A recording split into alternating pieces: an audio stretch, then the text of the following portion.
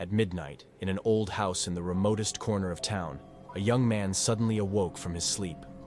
Apart from the rustling of the windows and the howling of the wind, the night was quiet.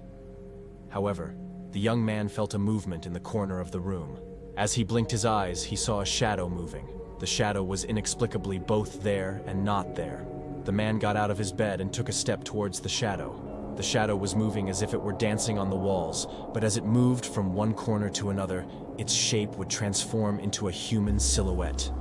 The young man felt his heart racing, and his steps were filled with hesitation. When he reached the base of the wall, the shadow suddenly stopped and turned towards him. Within the shadow, the faded face of a bygone era appeared, telling an ancient, forgotten tragedy. Deep and dark secrets lay beneath the town, and these secrets seeped into the young man's dreams every night. The shadow recounted the story of a family that once lived in this house and tragically disappeared. One by one, the family members had mysteriously vanished. And now, the shadow was whispering the fate of the last member of that family, which was the young man himself. Like the others, he too would disappear. Although the young man didn't want to believe the words of the shadow, a deep fear welled up within him. The shadow slowly dissipated, and the room plunged back into darkness.